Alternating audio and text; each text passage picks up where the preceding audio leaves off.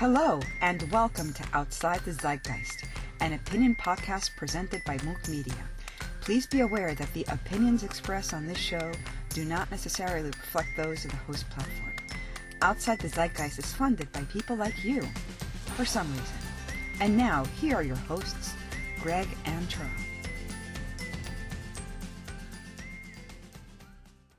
All right, welcome to Outside the Zeitgeist, episode 7. Seven. Cheers, Greg. Cheers, Charles. I am your resident misanthrope, Charles. I am your resident skeptic, Greg. Don't forget to subscribe, share, comment, and most importantly, dislike the video so that you can express the feeling is mutual. And what do you got for today's Nightmare Fuel, Greg? Let's go into what's going on. Well, in today's Nightmare Fuel, the first item on my schedule is the fact that in the UK, apparently, the University College of London says that UK will have herd immunity by next week. Amongst them are a number of other people that have expressed to the people in charge that by May or June they will also have herd immunity, but the guy, I can't remember his name, he's following a different university's study that says they need to not do anything and continue along with this plan that he keeps mentioning but never talking about. Trust the plan. Trust the plan. Believe in the plan. Worship the plan. Fun Wonderful. stuff. It's always wonderful when one guy or a group of guys can just continue to shut down your money. Yeah, I mean, I'll still depend on my own immune system and, the fact that I exercise and take multivitamins and so forth. And Yes, it's very evident. Fun. What? Fuck you, Greg. No, here's a fun fact. Except for like a little throat soreness a couple of years ago, I haven't gotten sick in almost 8 years. Well, 7 years. There you go. Yeah, I stopped washing my hands. As I keep telling people, you should let the germs get to you so your body can fight them off and then move on to the next virus or bacteria. Or anything. Well, no, I mean, it's crowding, right? So if you have different viruses and bacteria on your skin, they'll just kill each other off, and you won't get infected as often. And plus, your immune system gets exposed to more stuff as well, so you have a more robust immune system. But my first thing that I wanted to point out is that Alexandria Ocasio-Cortez decided to give $5,000 to everybody else in the Democratic Party. Oh, yes, I heard about this. Hilarious. You all fell for Fem Trump. Oh, that's so hilarious. You know what I love, and when I say love, I find amusing, really, about this individual, is the fact that basically she is the female version of Trump and voted more in line with Trump on many, many issues over the last 4 years. Oh, but let's not forget that she's a violent person. That's what she ran on violence, right? Absolutely. Actually, I don't think she ran on anything at all because she didn't run. Someone ran her, and she just happened to fit the bill. Yeah, I think that she. I heard rumors, or I'll say allegations that she was picked because of the way she looked and her charisma and so forth. Not allegations. That's the truth. I watched them talking with her, the Justice Democrats. Oh, okay. And her brother put her forward as a candidate to run by the Justice Democrats, and she got chosen out of many applicants to be the person they ran. Yep. And then they just basically did more advertising than her competition, and because her competition was this incumbent that was doing nothing, didn't expect to be out. Now they got a new person to do nothing. There we go. There we go. Democracy at work, people. What do you got next, Greg? My next topic is the fact that, apparently the wall is still going to be built. Mm-hmm. Biden said he was going to stop it, but apparently he can't stop money that has already been allocated towards it, and they're still building it. Now, here's an interesting thing I heard a while back, is that the company actually building the wall is an Israeli contractor. And this Israeli contractor is also running well, either this Israeli contractor or another Israeli contractor is also going to be like running all the cameras that are going to be placed on the walls, and apparently a good deal of them can see inside people's homes. There's such high definition. I mean, isn't I'm technology sorry. great? Why do we need more internal people just generally within the country watching people within the country? Don't we need to watch outside of the country to stop people from coming in? More importantly, why isn't a U.S. Contractor that's going to have control over these things? Yeah, see, that would be the first. That was the first question Well, I that's asked. my biggest concern right there.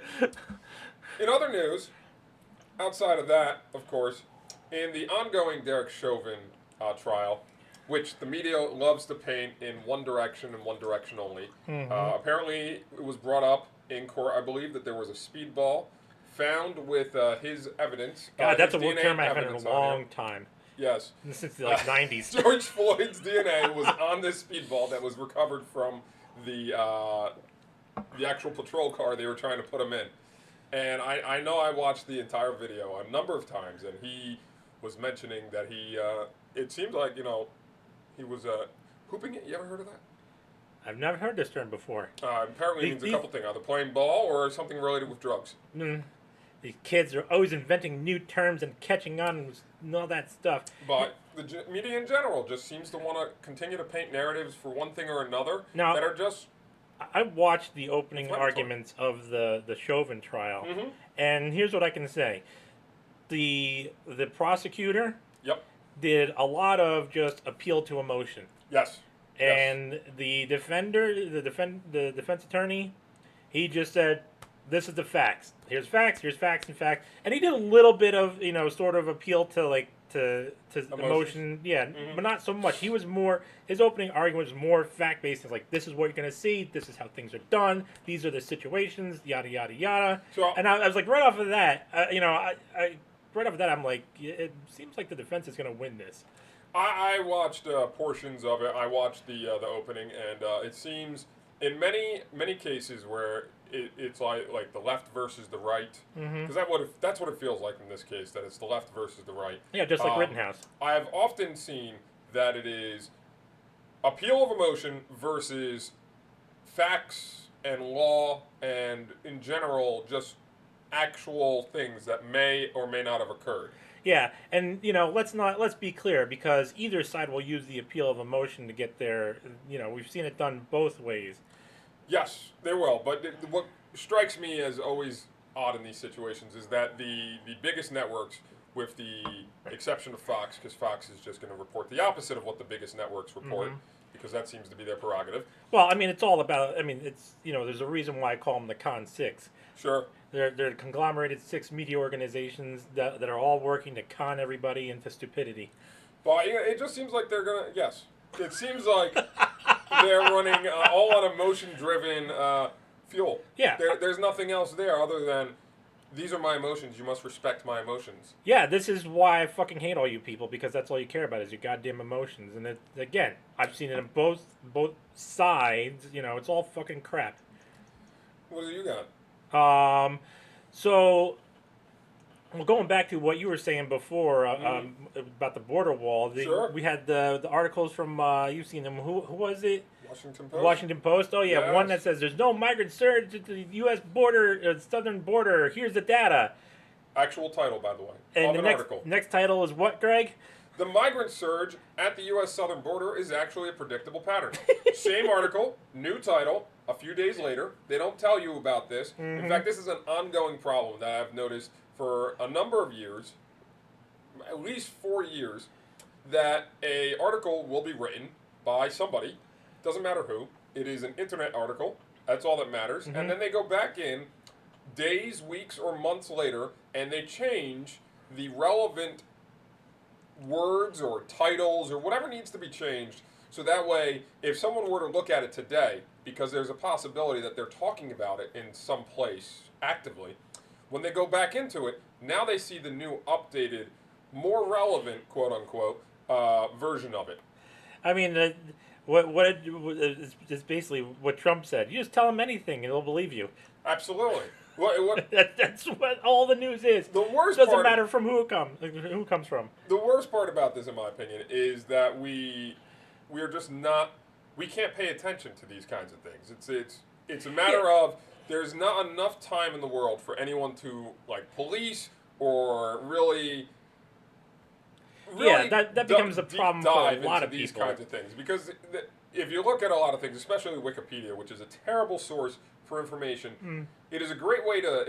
In my opinion, it's a great place to start building a foundation of information. But you should never rely on it as the end all be all of the information. Well, you should never rely on any single source as the end all be all. You should have at least a minimum of 3 sources to correlate from. I mean, you shouldn't rely on us as a single source. We're just a couple of jackasses making videos. Don't trust me. I don't trust you. Don't trust me. I don't like you. And all that shit. But it is. You do have to look at the fact that a lot of people who are stuck in these dead end, low wage jobs. Some of which through fault of their own, some of them not through fault of their own, and they just don't have fucking time to look through all these articles and do all the research. No, everyone relies on the title, unfortunately, of the article. And if the title of the article is all the information you're going to read about the article, then I'd say it's worth it to just disregard the article altogether. If you're going to do any research on any topic, don't look at a title.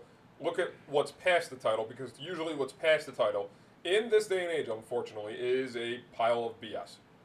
Yeah, I mean, and you see a lot in articles where they'll have a bullshit title, but in the article, once you get down to like 3/4 of the way down, they'll admit that the title is bullshit. Sure, I mean, worse for me when I look at a lot of these articles is you're looking at an opinion piece over an actual journalistic report. Which is what I'm always looking for. I used to read the New York Times back in the day, in the 90s, when I was younger, and I felt reliably at that time that more often than not, there was real journalism in it, although I probably would be wrong. Well, there was probably more then than there is now. Oh, definitely more because then it's than not there is like now. then they could just change the, Sure. The internet wasn't nearly as vast and CompuServe was just coming as around. it is nowadays.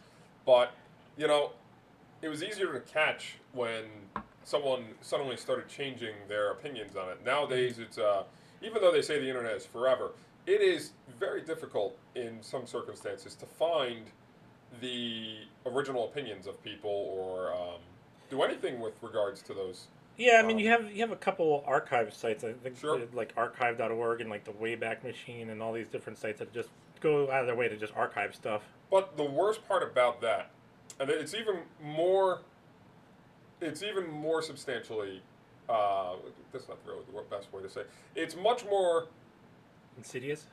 not insidious. Just realize that we are in the age of information, and so we are also in the age of manipulation of images as well. And so if you were to go 50 years back, it would be much harder to fake anything. Whereas in this day and age, people being as talented as they are with Photoshop and other various editing software. Deep fakes? Yes. It is hard to look at something and then someone comes out later and says something else. And then someone comes out even later and says something else. It's very easy to, maybe not easy is the word, but it's very likely people can and do change information to suit their own needs, as evidenced in on the trial. They tried to get Trump on with the January 6th thing, and the Democrats had that fake verified that quote that Twitter. The guy came out and said, "I never said this." Right at the end of the hearing, right at the end of the session, I never said this. So, I fucking bullshit. I would love for everyone to do more research into their own facts that they look up. Yeah, I mean, and that's one thing too. Not. It goes back to what I said before about looking at a situation and seeing what you can glean from it. And over this past year, and I know this is going to sound brutal to a lot of people, but fuck you, I don't like you anyways. A lot of people that have gone out of work. Yep. Right, and the times that they're not looking for jobs, I mean, some of that time they could have been using to like do more research on this different situations that are going on. I think people and have been dissuaded from doing that. and getting more involved into local politics and so forth. Even though that's been harder since everything's gone to online and so forth. But I mean, there is the opportunity there, and as much as I will rag on disaster capitalism, there is a merit to it. There is a merit to finding an opportunity in a catastrophe, in a general sense. Well, there's always a catastrophe happening at any moment in time. The severity of the actual catastrophe itself is subjective. Yes. Yeah. But whenever something is failing, that means something else is succeeding. Mm-hmm. And some people are very good at recognizing it and taking advantage of those. Mm-hmm. Yeah. Yeah. So another fun thing that's going on, and Twitch is joining in the whole idea of, we're going to start investigating people's off-platform behavior and blah, blah, blah, blah, blah, blah, blah, Wow. Wow. This bothers me even more so than when I was told that my jobs might be looking into my off-the-job behavior. Mm-hmm. This is absolutely ridiculous. What I do in my private time, what a Twitch streamer does in their private time, that should be their private thing. Yeah, I mean, with all the spying that the government does on, the NSA watching people through their cameras and, having some happy times with that, Sure. I'm pretty sure they're just going to tell Twitch and what kind of porn everybody watches. Oh, you watch this type of porn? Oh, Well, you're a bad we know person. that the porn is the most profitable industry on the internet. Oh yeah, I mean, sex and violence are the two biggest moneymakers overall. That's why the news keeps ramping up the violence in all of their reporting. Let me approach this really in a really naive way. Sure. At what point in history did we start associating people's jobs with, like, in places of business, with their employees? I would say only in the last 100 years, at most. I mean, even when I was a kid, right? I don't remember, this person, worked at this place, and he may have been a shit person, but it wasn't a reflection on that place. I mean, because people still need a job and so forth. But at the same time, too, look how we've responded to or treated criminals, right? People go to jail for whatever the fuck reason, and they get out, and then they're trying to make a life out of themselves, and nobody wants them because they've been a criminal. They might do it again, blah blah. It's. Well, I think that's more of a risk assessment at that point. Yeah. Well, I mean, and you can also make the argument that it goes back to the whole idea of looking at people as a what rather than a who. Don't you look at people as a what rather than a who? Oh, absolutely, but that's because I'm a piece of shit. I think everyone's a piece of shit. Okay, that's because I'm more of a piece of shit than most people. Okay. Okay. But, In other news. Another social media news. Yes. I'm sure you've already heard about this, and if you haven't, you should. There was a leak of data on Facebook a couple years back. Is this not true? Every time I turn around, there's a new leak somewhere. I mean, Yes. There's always a leak. Usually it's the companies taking a leak on the people, but Well, Facebook has said they will not notify the people who were affected by said leak. Sounds nefarious to me. What's your opinion on that? it's looking in the whole thing of like hacks and leaks in general. Mm-hmm. Shit happens. Sure. No reasonable person. Oh shit! I forgot. We don't live in an age of reasonable people. Never mind. Go on with what you were saying. Move on. But I find it worrying because Facebook is basically just a data mine. Mm-hmm. If you didn't know this, Facebook is a data mine. Hot or not. They are going to take all of your data, turn it into a little file folder, and share it with whoever wants to pay them the most money for it. It is beyond a doubt, in my mind, and many others, a data mine. I think they've even said it. This is why, with all the social media and stuff and advertising and whatnot, I try to throw off the algorithms by occasionally searching up different shit. You have to do it multiple times, repeatedly, and then the algorithm will be fooled that you've actually moved on to new topic. I get ads for all kinds of ridiculous shit that I would never buy. The best is right after you buy something and then you get an ad. Hey, would you like to buy this thing that you just bought? That's the best part. That's the best I part. got one even better because I wrote a book. It's a primer for electrical people that want to get in the electrical field. Sure. Amazon recommended I buy my own book. Really? I mean, Instagram and Facebook always told me I could like my own posts, and I always thought that was ridiculous. I always thumbed them down. I always thought it was ridiculous that you could like your own post. I mean, what? Oh, I got one. No, it's mine. I like my own stuff. I would know I like my own stuff.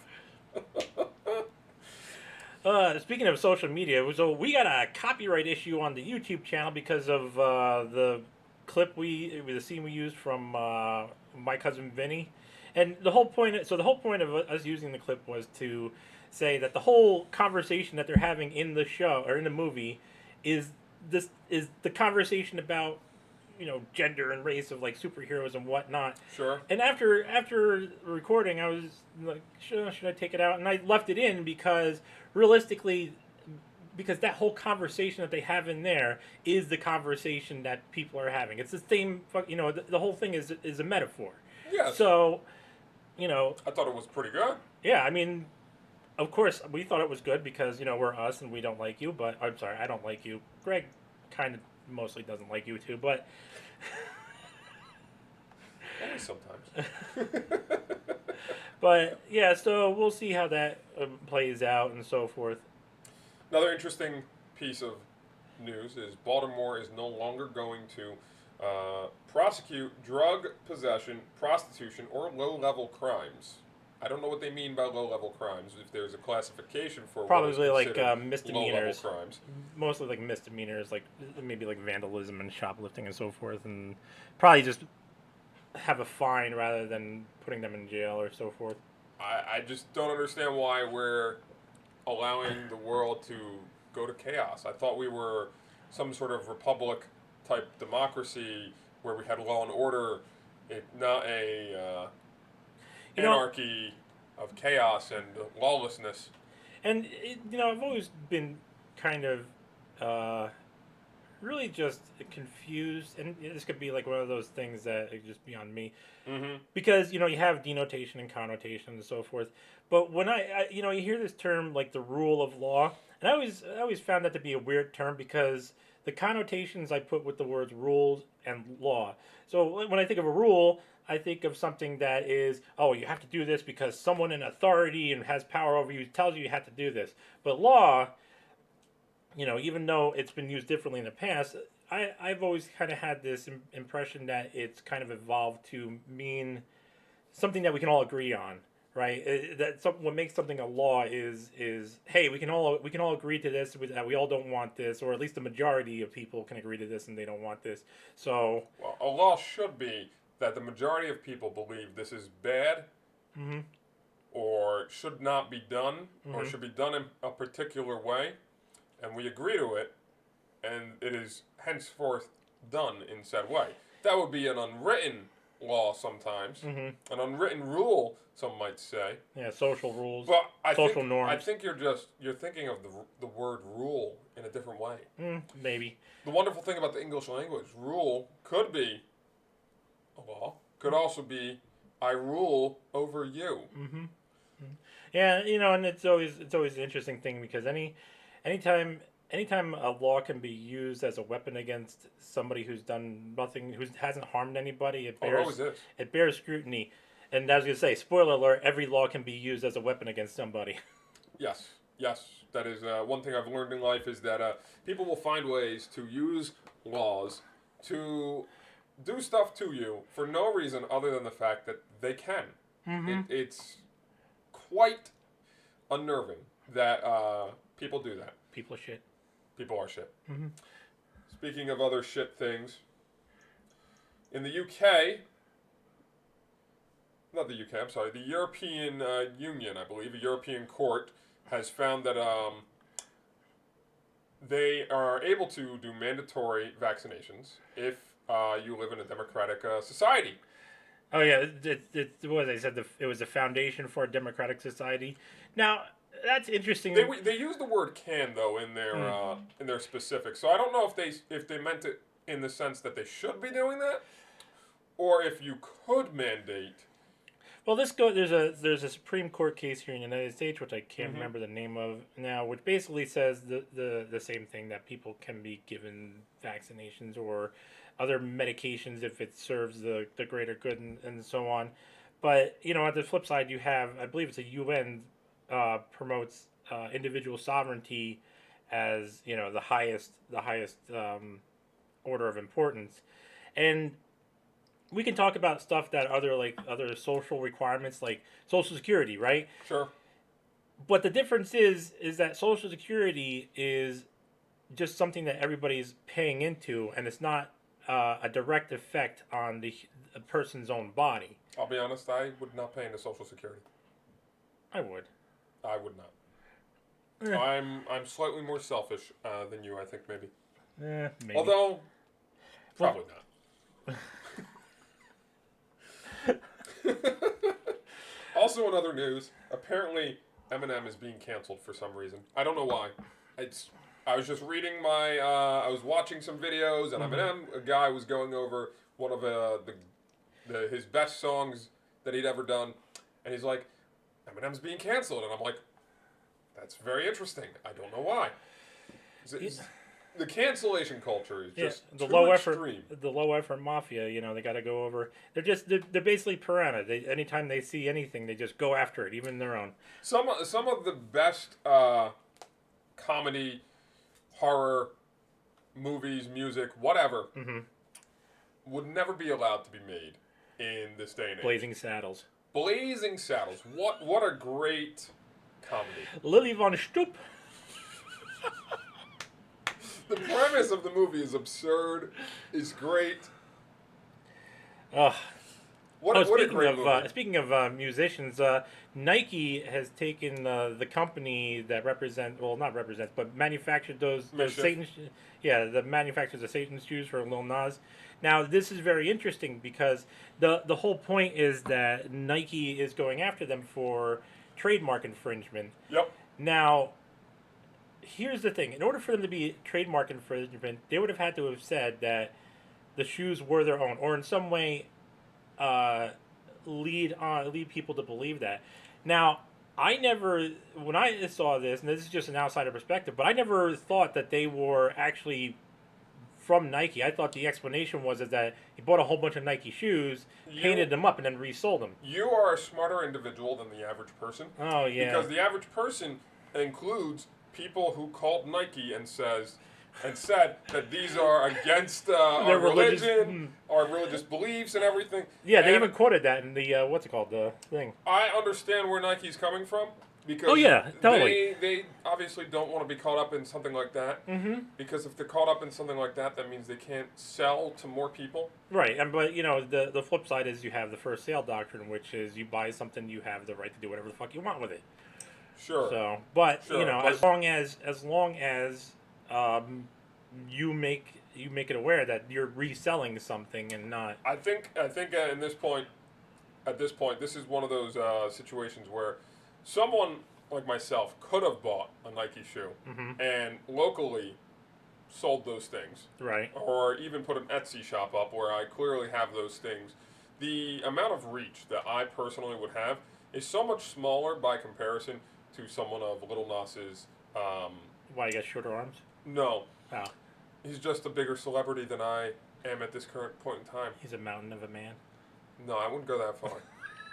Maybe he's a ditch of a person because he's doing it, with the devil and all that. So he's deep down there. But his reach, his ability to reach people is so much wider. So obviously, he's going to have much more of a defamatory effect on. Yeah, but I thought Nike. But didn't we even read that because we punched up his Instagram, and didn't that even say that in there that they were Nike shoes that were just repainted or something? Yes. I said it right there. I think Nike's going to win. Maybe. I mean, because on the flip side too is that sometimes companies do have to do you know, Well, this legal process just to protect. yes. Yeah. From what I heard from Viva Fry, who does vlogs, which is a funny way for a video LAWG. When you said vlogs, I thought it was videos of taking a poop, but you know. No. And it's usually vlogs like video logs, but Yeah. he's clever, Mm-hmm. at least a little bit. Yeah. He explained that I wish I if were you have a clever. trademark, unlike a copyright, you have to take every anything that could be against a trademark Right. much more seriously. You have to go after every person that might be infringing upon Right, the yeah. trademark every time. Yeah, it's the cost of having a trademark. Right. But I mean, you can say that too for copyright in some aspects. Sure. You know, so. Shall we move on to the main topic, or is there anything else you wanted to talk about? Oh, you had a thing about the what was it, Fauci? Oh yes, one last thing. Fauci. Good old Fauci. He is a flip flopper for certain. He is definitely a politician because he's flipping those flops all over the fucking Either that or place. he's a market manipulator. I would go with that. I think he's both, personally, because he was invested in some way with the Wuhan laboratory, where all of this stuff may or may not have happened from. But he went out and said a couple days back that there would not be another surge of the virus, and then now he's saying there will be another surge of the virus. Very contradictory. Many times he's contradicted himself. We don't need masks. We do need masks. You don't need 2 masks. You need 2 masks. Now you don't need 2 masks. Make up your mind, Fauci. I remember a few months back when I was like, oh, what was it, the African strain and the European strains have merged together and blah, blah, blah. And I'm like, and apparently a Brazilian strain has been found in I was just like, Colorado or something like that now. well, I mean, when that came out, I was just like, so? I mean, They're strains. yeah, I mean, if a person has built up resistance to both strains, Yep. then chances are they're going to be resistant to the new strain that is emergent. And how the odds of that even happening are so remote because that means that one person would have to be infected with both strains of the virus, and that the what's it called? The both strains of the virus would have to infect the same cell at the same time, which Look. well, maybe it's not that remote now that I think about it. But even still, the fear. It's just fear mongering bullshit. Yes. I'm not worried about anything, but they'll tell you to do things. They'll tell you wear a mask. They'll tell you stay indoors. They'll tell you don't see anybody. All this bullshit. Because why? Because They want. I've still yet to hear any reasonable explanation as to why we did anything that we did last year, outside of the fact that. Oh no, I'm sorry, I didn't hear anything. But it's all about what it's always been about. It's control, people controlling you, and so forth. And that gets into Greg's topic of the day. Topic of the day: the internet and how they're trying to control you. Very authoritarian, I believe. Many corporations. Corporations? Do we want to call them corporations? I guess they're corporations. Call them whatever the fuck you want. More recently, in the last decade, there has been a rise of many giant corporations based solely, or more largely, I should say, through the internet itself. We can name them: Amazon, Google, Facebook. Alphabet is Google. Yeah, Alphabet YouTube. owns Google, but they own other stuff as well. Instagram, all these wonderful websites where everyone seems to go to. Twitter. Twitter's another great one. Yeah. I'm disappointed by people and how they're willing to give up their own freedoms because of the fact that they're using the internet. And the internet itself is becoming increasingly just more authoritarian. They believe they have the power to control the people that use their platforms. And I call it a platform, not anything else. It is simply a place we go to congregate to talk with each other or share our opinions. It's not anything beyond that, because we're not talking with the websites. We're talking with people who use the websites. Mm-hmm. Right? Why should they get to control how I talk to this fuck over here? I don't know. It does bring to mind a couple interesting stories, like how was a couple months back. You had Australia. They wanted to put some restrictions on Facebook because of the news, and so Facebook slowed down the news distribution to all of Australia, and then the government wanted to turn around and wanted to make a deal, and now I believe you have going on right now in Russia. Russia is slowing down Twitter in their country. So we're going. No, that's. This is the big issue with a lot of these websites is the fact they operate globally, and they try to appease every single goddamn country with restrictive rules that are how the country operates. I think many of them actually try to appease one country that gives them the most money. They may do that too. They definitely do that. There have been articles that have come out, the reports that have come out about that, about, what was it, Twitter and Facebook messing with the political advertisements in, what was it, Myanmar or whatever the hell country it was over there? Mm-hmm. Well, my biggest thing is I'm looking at all of this, okay? If they're trying to... It seems like they are, at least. If they're trying to respect the rules of all these other countries, why aren't they trying to respect the Constitution of the United States?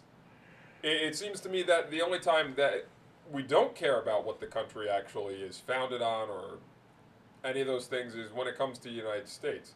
Because the United States has much more freedom as far as speech than a number of countries in a number of ways. It's interesting too because you see purges happening on the sites, and right now YouTube's doing a purge also. They're doing a big purge right now. Big purge. And you have to think, okay, well, why would they purge people who they can sell the data from? Well, that means they must be getting the money from somewhere else. I think they've already gotten to where they need to as far as money. Well, so, I mean, you have Facebook initially and at least. Well, Facebook and Alphabet are getting government contract money. Sure. So, interesting thing. Too. I want to just bring up the story of YouTube, I should say.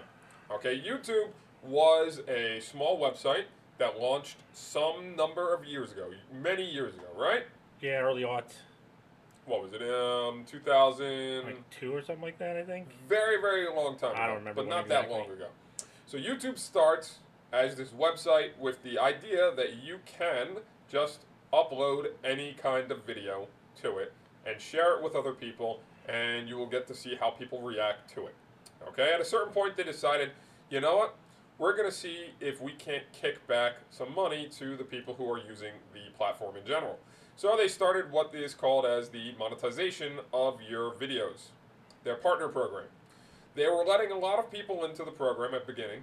I think they started off as a test with people just to see how it went, and then they opened it up to a lot of people. And they reached out to a number of people to start using their partnership program to have advertisement on their videos so that way they could get paid.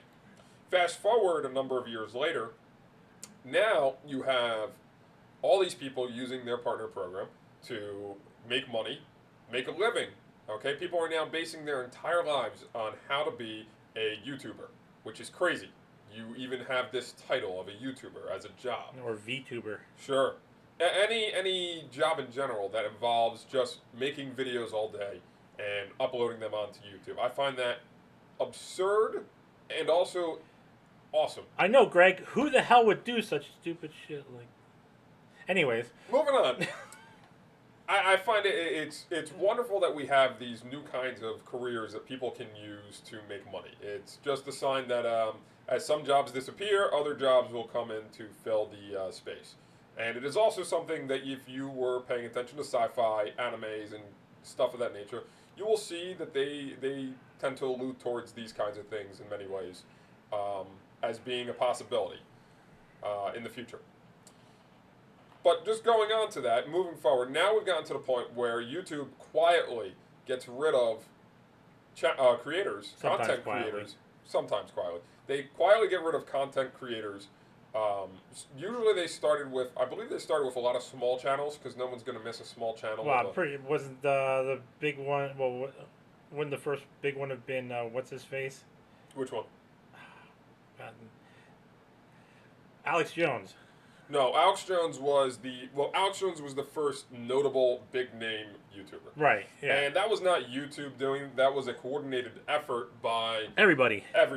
Because YouTube went from being just YouTube to being picked up by Google. They bought them, and to this day, YouTube still does not make money. YouTube does not make any money. They lose money. YouTube's business model has never been a good business model It in isn't. the first place. It's a terrible business model. They don't make money. In fact, they pay people money. I would not make my business model based, the way YouTube has. They don't have a business model. They have a model that deprives other people from moving into the space. Mm-hmm. Alphabet subsidizes all of YouTube, so that way YouTube can persist and continue to exist. In fact, gather people's data. Yes, YouTube has once again been a social experiment in how can we get your data so we can figure out how to better advertise to you. If you go back at least 10 years, there was little to no advertising that was on YouTube. Okay, Fast forward a few years after that, now you have to you were watching an advertisement, you could skip it after 5 seconds. Go a few years later. Now you're watching an advertisement you can't skip after 5 seconds. Go Very a few Black years Mirror. later. Now we have advertisements not once but twice at the front or at the middle or sometimes multiple times in any YouTube segment that you come across. I'll watch a video 5 seconds in after an advertisement has popped up in the beginning of the video. The guy gets into his segment and then suddenly another segment of advertising. How many advertisements do you think we'll get? I don't even want to. I don't even want to think about it. YouTube is completely subsidized by another bigger company, Alphabet, to some large amount of money because you can upload literally 2-day, 3-day videos onto the channel, onto the platform of YouTube itself, and they won't stop you from doing it. In fact, there's a number of lovely tracks that you can listen to, or even just a screen of blackness. If you like to listen to something and you want a dark screen, so that way when you're sleeping at night, you don't have anything there on the screen. ASMR. That too. With my internet, it would probably take 8 days to upload a 3-day video. Can you imagine how much it costs to to maintain the host? servers? Oh my God! Yeah, I mean, And an entire server cabinet costs multi-million dollars. It's insane. I mean, I've worked in data centers. I know what it looks like in there, and I've got an idea of all the equipment in there. And you're talking about one server, not the cabinet itself, just one server itself can. Well, this was, good 5 or 6 years ago. One server itself costing up to about $1 million. So let's go even further into that because it cost even more money than just that initial thought there, because more minutes of video gets uploaded to YouTube any day than is listened to YouTube on any given day. There like more. our podcast. Sure, absolutely. It's another great example of it. But it's I think we're going to get to a point where, and I know a number of other YouTubers have discussed this, but YouTube is eventually going to get to the point where they're going to only have selective people, more than likely, that can get monetization. I think they've already gotten to that point and they're using the mainstream media. Even more so than that. What's the worst part about it, in my opinion, is that YouTube purports itself to be this platform where you should only be seeing the most popular people, and then when you go up onto the homepage, if you had no history at all and you go onto the webpage, you should only be seeing the most popular people. Yeah, they say they don't. They get curated. Yes, it does get curated. It gets curated so that way the people that pay them get put to the top. Because if you go to you go to Fox News, you go to ABC, MSNBC, they don't have any traction on YouTube. Nobody gives a shit about them. The people who use YouTube don't like them.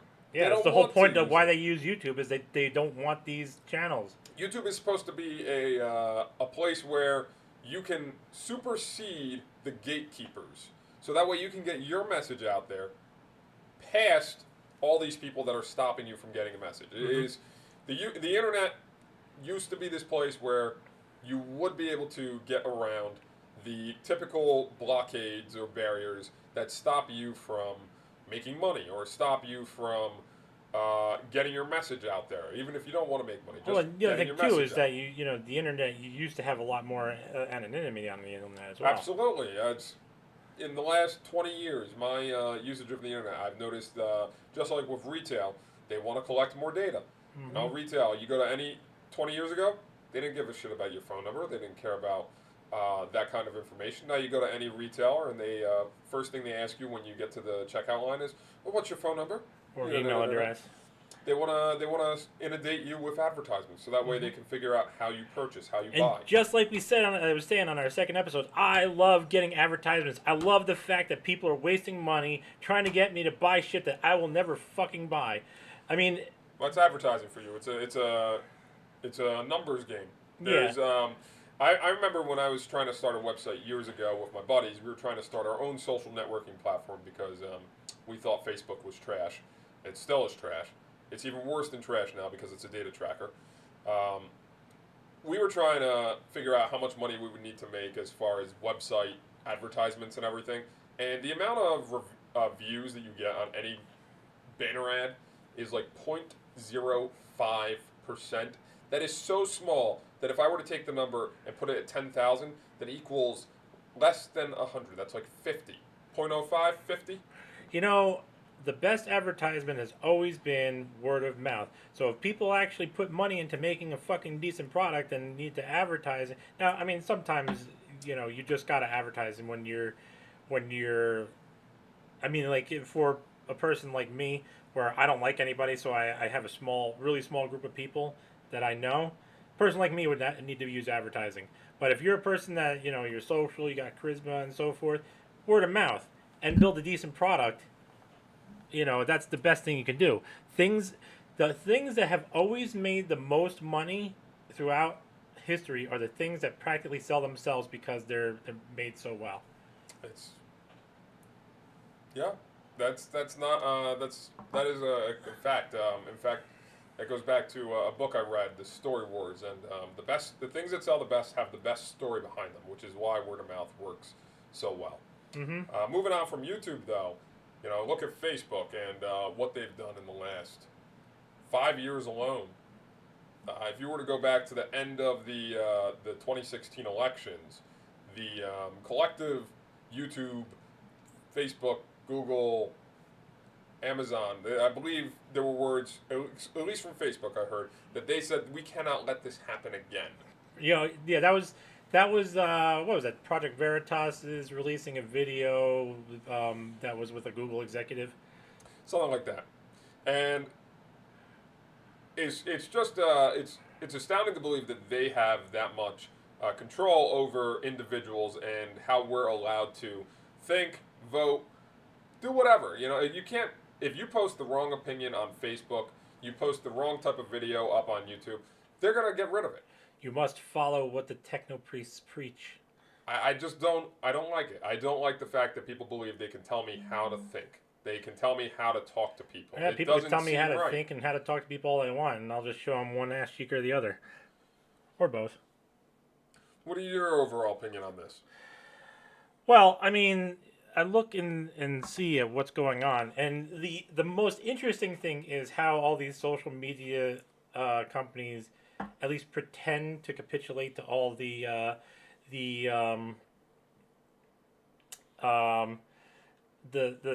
texting mafia.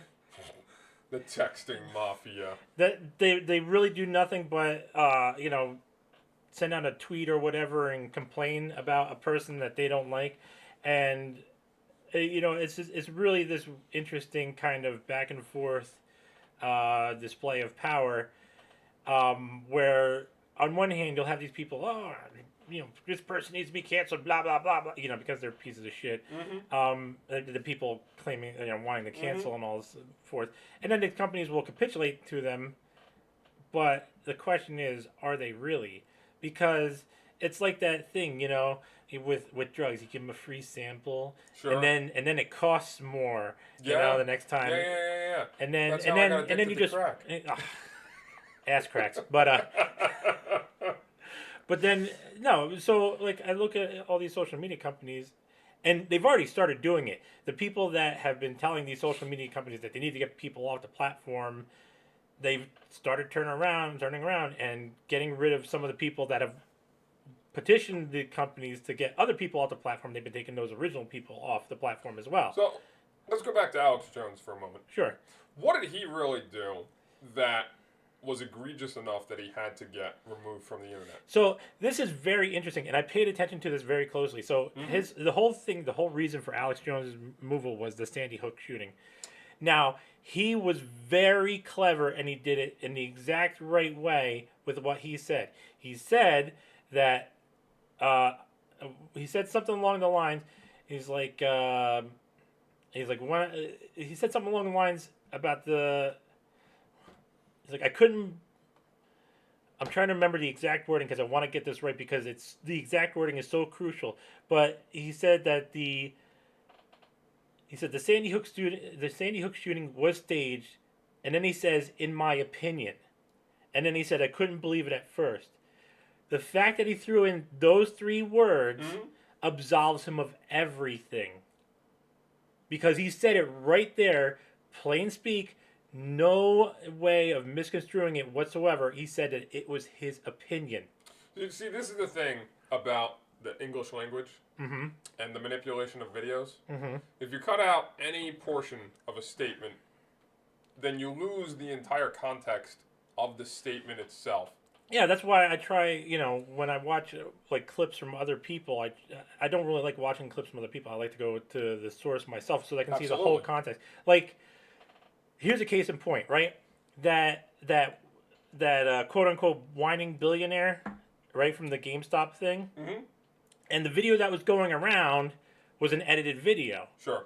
I watched the whole video, and I'm like, okay, let me take this guy at face value, and I can agree with things he says, because this guy says he flat out says, and this wasn't in the video that went around so much. This was in the unedited part. He says, if I got to work 50% of my time for myself and 50% of the time my time for the government, I'm fine with that.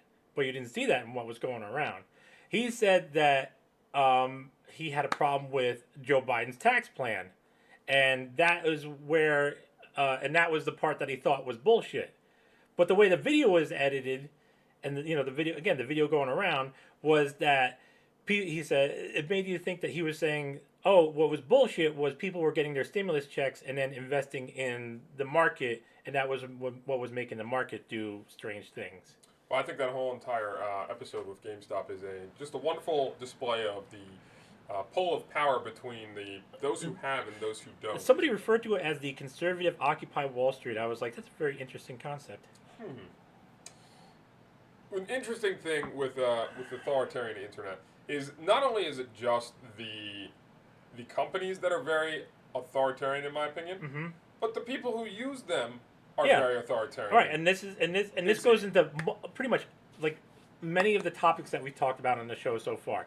Right, is the people, they're just not only authoritarian, and the thing that typically goes hand in hand with being authoritarian is being abusive. Sure. And that's what you see. You have people just wanting to abuse other people for whatever the hell reason. Maybe they've had some trauma in their lives, or maybe they're just pieces of shit in general. One of them, actually no, both of them I can relate to. But there comes a point when you have to take a look at yourself and saying, like, am I doing something that's really beneficial for me? And for most of these people, it's not. So I've been saying this for a number of years. I don't know if I've ever shared this opinion with you in particular, but I know I've shared it with at least my brother. You never share opinions with me, Craig. I share opinions with you all the time. How dare you not pay attention? It makes me sad in my former happy place. Oh, I'm sorry. I never had a happy place. Get the fuck out. We're fine. But, moving on. I've said that the internet is a place where people can, because it's so anonymous, people it still is in a number of ways. Depending on where you go. People can express the opinions they'd rather not say in public. And sometimes those opinions are more true to how they would really behave if they didn't believe there was someone watching how they were acting at all times. See, and this is one thing of like why I decided to do this podcast. Now, for me, and you know this, Greg, I just straight up don't give a fuck. He really doesn't, people. Don't think he does because we're doing this. He really does not care. And this is why, like, nobody ever should listen to me, anything I say, not just because I'm drunk when I'm doing this show. And I'm actually not that drunk right now, and I didn't pregame that much. And that's your fault. I know. It's totally my I'll fault. tell you right now, there is always wisdom to be found, even in drunk ramblings of those who are not as drunk as they'd like to be. But one thing, and I'm sure like you agree with this as well, which is why why you want to do this podcast as well, is one thing I've said. Well, you and I both, we can't stand echo chambers, Yes. right? And echo chamber is is one of the definitive symbols of authoritarianism. Absolutely. That's why I think the internet is very authoritarian because of echo chambers. And one of my, I know we were talking about sayings less, but and I have a bunch of my own sayings. But one of the things I say is that a person who can't argue every side of an issue, or does not at least try to argue every side of an issue, makes themselves little more than a puppet.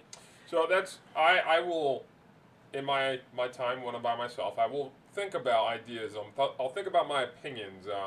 One of them was on universal health care. I thought about the idea of universal health care. I thought about the reasoning why I personally don't believe that it is a perfect solution, or even a solution that should be considered in the way that people would have you believe that it should be done. The thing I didn't like about the Medicare, because I read the Medicare for All bill, and the thing I didn't like about it is that it was really just another way of transferring wealth to the rich. Most things that I find politicians put up are usually ways of transferring wealth to themselves. I can get behind, just to talk about this for a second. I could get behind a universal health care bill that was all the hospitals and clinics are owned by municipalities, and the money that pays for all the medical expenses is what comes out of federal taxes. That's how I can get behind it. I just can't get behind.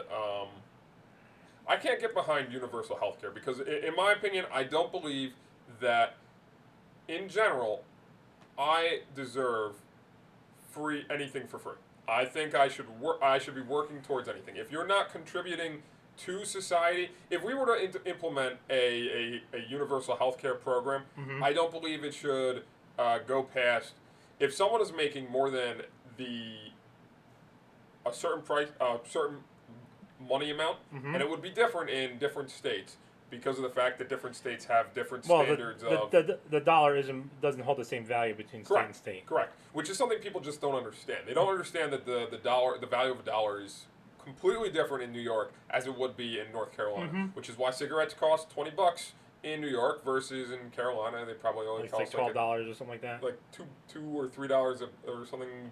So it's probably changed since then. But I was talking to someone about how much a carton of cigarettes would cost in New York versus like one of the states down south, and they said, I could go buy an entire carton for like $20 south. And if I were to try and buy it in New York, that's what I thought you were talking about, cartons.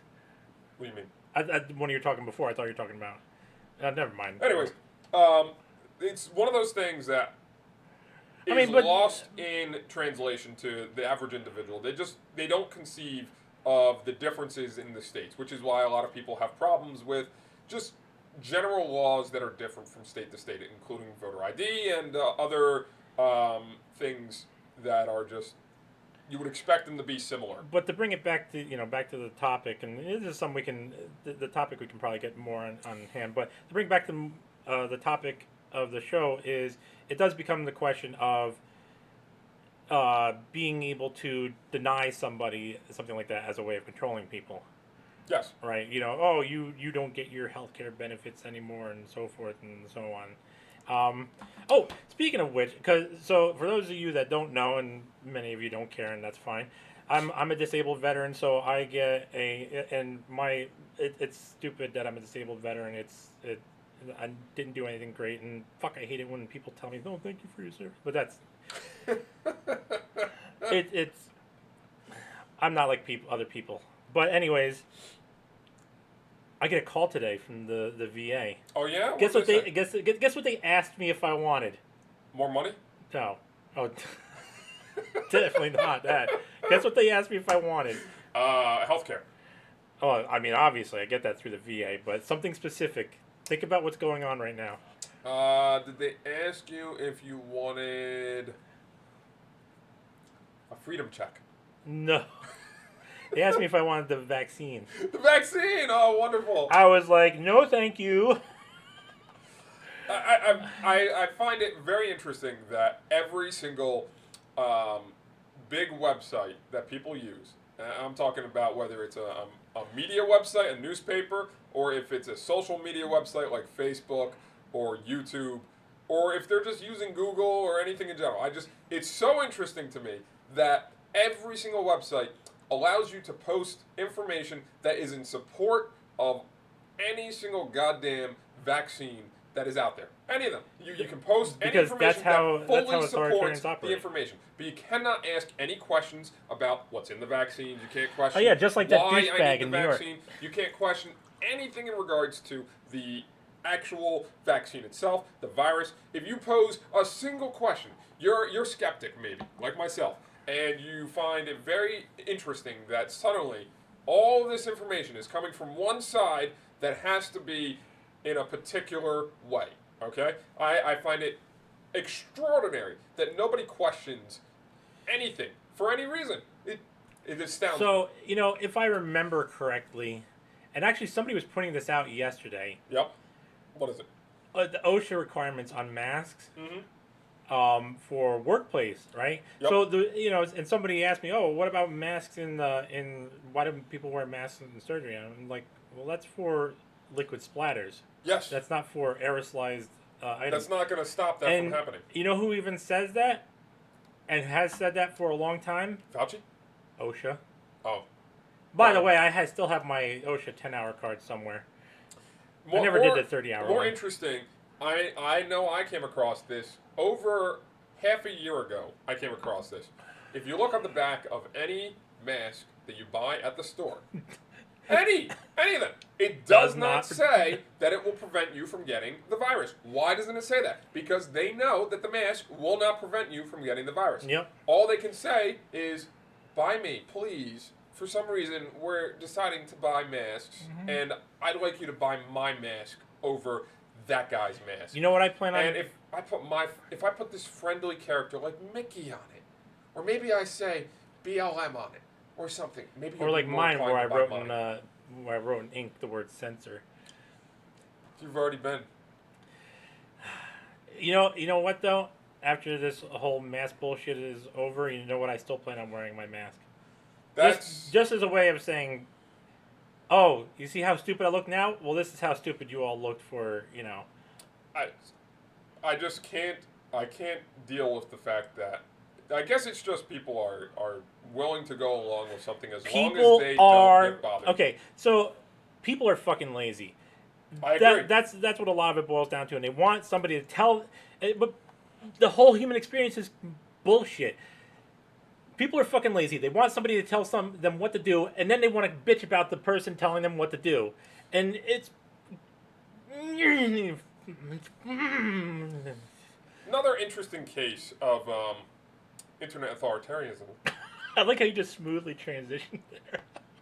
Steven Crowder. You've heard about Oh the yeah, guy, right? and he got canceled off of YouTube or whatever the fuck. And he's back. Oh, he's back on YouTube? He's back. He got a 7-day ban from streaming or uploading stuff to it. Uh-huh. What's very interesting in his case, and I know he has a very dependable lawyer on his side, the half Asian lawyer Bill. Half Asian soup. Is that the same The one half that... Asian Kraken lawyer Bill Richmond, I believe his name Oh, is. okay. Yeah, is that the same one that Hambly uses? He's used by a number of people. Yeah. But what's just so interesting is that I love the half Asian super lawyer. it's That great. is the best title ever. You know what? If we start making money, I want that guy as our lawyer, just because that is one of the best titles. Period. It's a great title. It's a great title. It is. It's a great title. It is. And if not, if he can't be our lawyer, then I'll just give him money to refer somebody that we can refer to with an equally cool what name. I like most about about Crowder and all of his the people on his show, especially the lawyer, is that they all have a sense of humor. Yeah, I wish I had don't know that. how great their sense of humor is on everything, but they definitely have a sense of humor. I wish I had and that. it's they're willing to cross the line on a number of jokes that they make, which speaks to the fact. Oh, you mean like how I do? Yes. They're just willing to push the boundaries to the limit, which is great because you need someone like that in this day and age to push these crazy boundaries that keep coming up. And the best part about it is that over the past 4 years, I've watched all of these different various lawsuits and such, be copyright strikes and everything. His lawyer has basically defeated all of them. There's very little information I've ever seen about stuff that hasn't gone in his favor, as far as Steven Crowder is concerned, and it's very interesting. It's just you're looking at all this. YouTube's own guidelines, they don't usually break any of the guidelines. I know Crowder is religious on how much he. It's all rules for the not for me. Yes, anyways. yes. He makes certain that he follows the rules to the T, and his lawyer makes certain he follows. Who was the one to that T. read the Green New Deal out aloud and then got a strike for it or whatever the fuck? Could have been him. It might have been. I know that he was one of the people that read the 9 pages worth of bullshit. Mm-hmm. It was astounding. If you were to read the Green New Deal, the way they posted it before they re-edited it, and then after they edited it, it's great. I read it. They were going to cancel cows. I read the original, and once I got to that whole smart technology grid, I'm like, okay, this thing is a dystopian nightmare. So what's interesting about where I see the world heading is that the world heading towards it has been softly put into shows and other things over the course of You the last... ever play the game Shadowrun? No. You know what Shadowrun is about as a premise? No. So Shadowrun is this, it's an RPG. Well, it started as an RPG, but there's been a Super Nintendo and Sega Genesis, and now there's been some PC games. But the whole premise, so you have the fantastic aspect of it where like there was this awakening of like orcs and trolls and so forth that have, and now they got to kind of blend in with society. But the other part is the dystopian part where the corporations have superseded governments. The police force is a private corporation itself. It's called, the most popular one is called Lone Star Securities. And then you have all these major corporations that basically just like own the people that work for them. You have Renraku and so forth. And that to me is one of the most accurate ways, accurate ways that society has gone to, because let's face it, we've already had a troll in the White House, we've already had an elf in the White House, because, Jeff Sessions. We got a turtle in there. Yeah, you got no, there's no turtles in Shadowrun, all we need is the magic, but, you get all that from, like, what people bitch about on Twitter and so forth. Go ahead. No, you continue. So, but yeah, I mean, and one thing I say is, Shadowrun is a game I really enjoy playing, but not a world I want to live in. Yes. So the wonderful episode series I discovered a number of years back, Continuum. Have you heard of this? I've heard of it. I've never watched it. I've watched Black Mirror, which is a good. It's a great series. I think it highlights a lot of where the world is heading towards. Especially that one episode with the woman who is every time she interacts with a person, she has to rate them, and they have to rate her. Oh yeah, and then that is somewhere I see us heading towards very quickly. That was one of the notable episodes. The other one was with the exercise bikes. Oh, that was insane, and it's insane because there's so many parallels. You look what's going on right now. Yeah. I'm sorry, you have to pay forced credits to skip this new advertisement. And then the other one was where the soldiers, they see the people as like these aliens or these mutants. That was a great episode. Fantastic episode. Because it just... Those were the 3 most poignant episodes, I think. With the rise of deepfakes and everything, that's just another sign that we're moving towards... absolute batshit crazy future. Remember, anything can be hacked, and eventually your human mind. Continuum is this TV series about the future 2077, where there's a corporatocracy. The corporate government runs everything, the police, all that stuff. So when you mentioned Shadowrun, that made me think of that. Wait. I lost Ella. The corporation took my wife away because an executive wanted her. It's so true. And you know what? I play that clip because all these people, all these rage tweeters and so forth, the lazy mafia, this is the future they're pushing for. I don't know why. I just don't understand why we're pushing for a future with no freedom. Because it goes to that thing. Another one of my sayings, and I'm probably gonna have to get into why I have some of these things at some point during the show, but whatever. So one of the things I say is one thing a person should be afraid of the most is the things that they believe in, because the more you believe in something, the less likely you are to question it. And this has been true for so many decades. It's just a different religion and so forth, and that's what these people push for. And like, and I mentioned before about the kind of dual authoritarian, like the dual push of power. Where we had a few years ago where Burger King says, "Oh, why not throw a milkshake on somebody?" And then all these people start doing it. That was I'm like, insane. are you fucking kidding me? What the fuck is wrong? And then people started throwing liquid cement in the milkshakes and so forth, which is toxic and everything. And so, but eventually that rug of, if it's just like a drug. Power is just like any other drug. It's the dopamine hit. And all you got to do is just give people a little taste, let them think they got power, and then all of a sudden you show them who's got the real power, and then all those people find themselves in a dark room. That's why I think we're moving towards what is called this is a wonderful term I found on Wikipedia, no less. Netocracy, or possibly even a cyber-deutocracy. And basically the premise is that the ruling elite is the basically people in power on the internet. And that they are making decisions based on their whims and wills, and they're giving us the symbols and the. Let me get the actual definition of it, because it's a wonderful definition itself. Well, while you're pulling that up, I've always pushed back against these things that people have said, and some people said, "What you know," and then other people come out and say, "It's not what you know; it's who you know." They're both wrong. It's what you know about who you know. Sure. So, the concept of a cyber-deutocracy... Deutocracy? Deutocracy. Is that when you have two cocks? No. It's when you have 3 on 2 people. 3 chickens on 2 people? How does that work? I don't even know. Oh. But... you guys have probably thought I meant something different by cock. Get your mind out of the gutter. I don't like the company.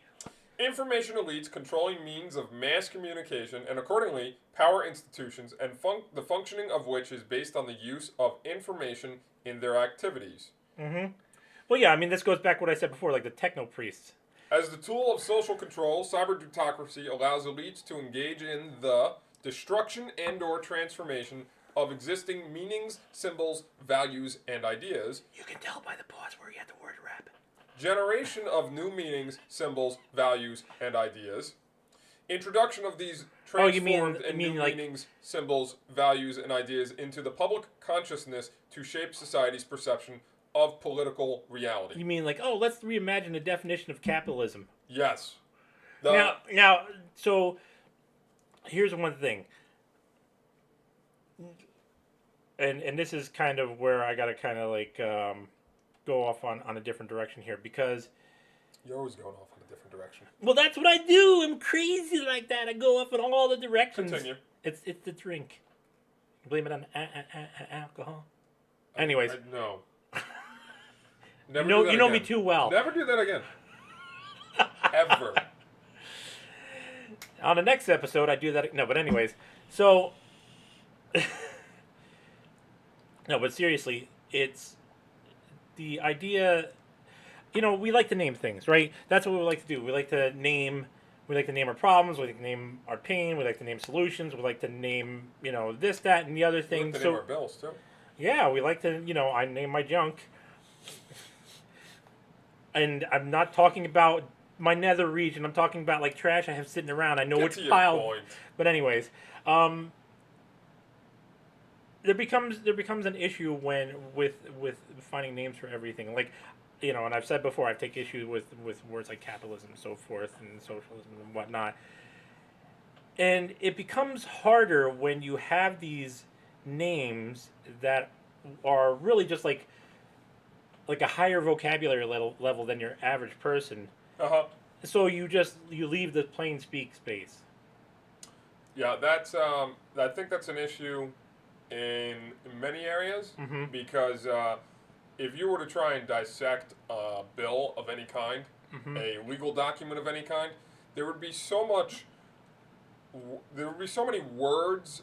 There would go over many people's heads.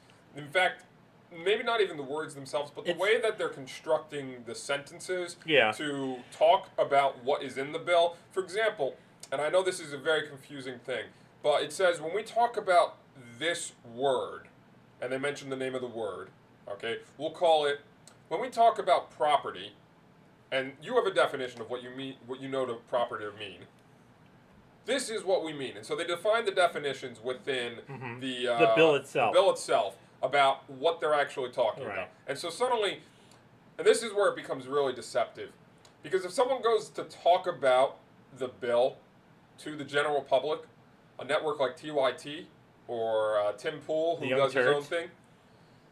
Any of those people, if they go to talk about the network, if they go to talk about the bill, and they don't bring the context of where the actual word that they're using in this light right now, what they're defining it as in the bill itself, then suddenly they can use the word in ways that it is not being used within the bill itself. And that's a general problem too, because like me, I worked in engineering, so I hear these terms in general speak, but as an engineer, it's it means it has a different meaning to me, you know, and that's whole like intersection of, or not really intersection of spheres of jobs and so forth. So it's the entire internet, as I'm said before, is just very authoritarian because people rely on your lack of information to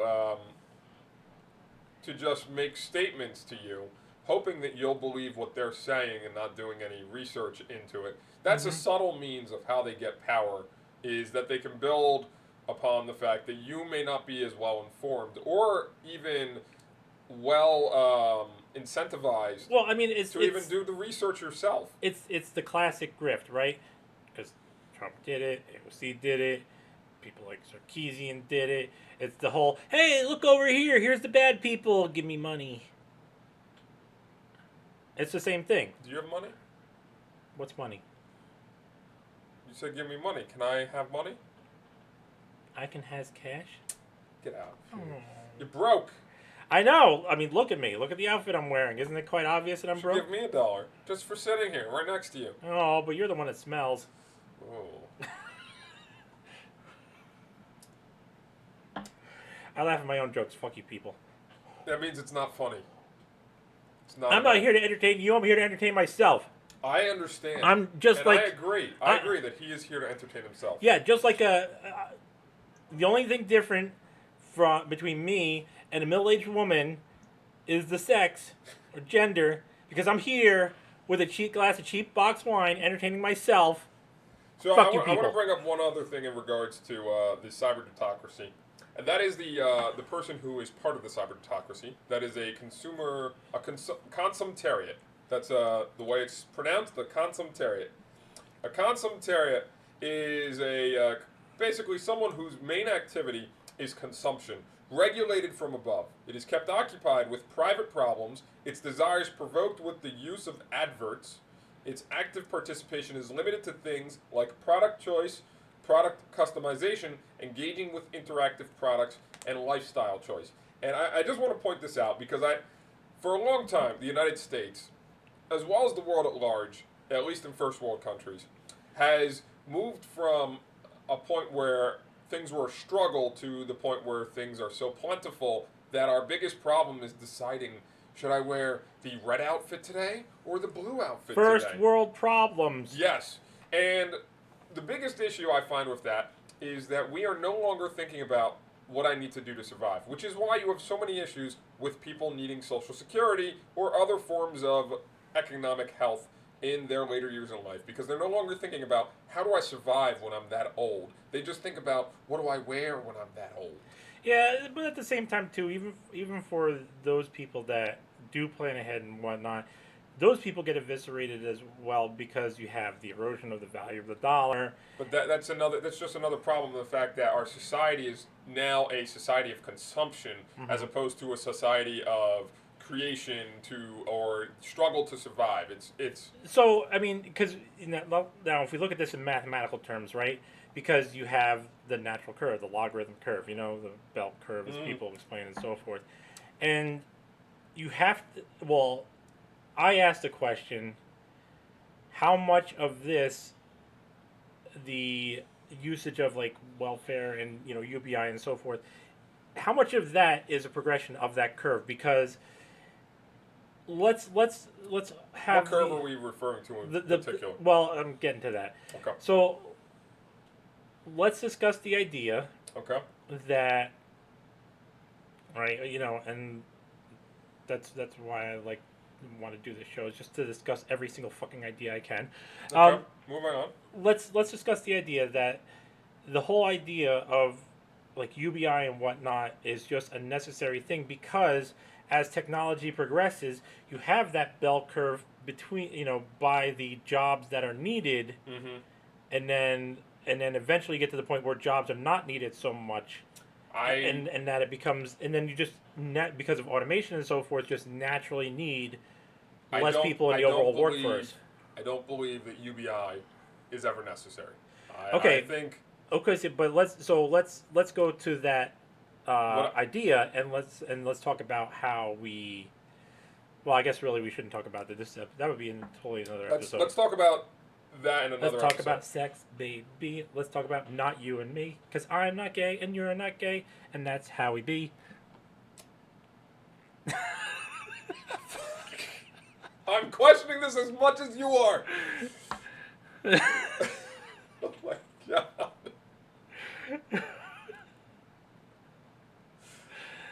But all right, we're coming up on time here, so you got any final thoughts for us, Greg? My final thoughts.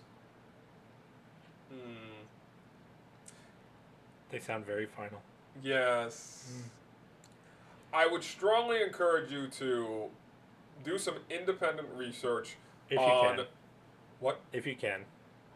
everyone can. It's whether they choose to or not. Or they have. I'm talking about like people, because you have people like we were talking about before that work like 2 jobs and so forth. There's always time to do stuff. I promise you that. Yeah, I mean you have time while you're on the toilet. You make time to do stuff. That is the struggle of trying to learn or advance yourself in any situation. Is you find time in the day to do things that you normally think, well, I can't do this because I don't have the time. So you don't set aside time, you just suddenly start doing it, or you try and figure out a way to put it into your schedule in some way. Well, it's like I would tell my students, if you want to learn shit, you don't rely on people. First thing you do is you get up off your ass, you go over, you grab a book, and then you sit back down on your ass, because reading while standing up is really uncomfortable. I know, I've tried it. Like I say, I encourage everyone to do their own independent research.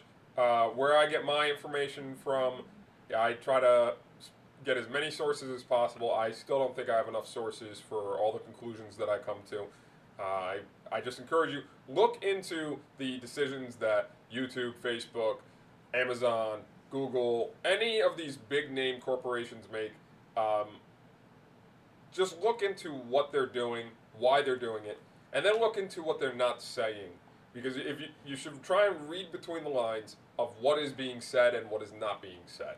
Because there is so much that is not being said, and so much that is being done with what they're not saying.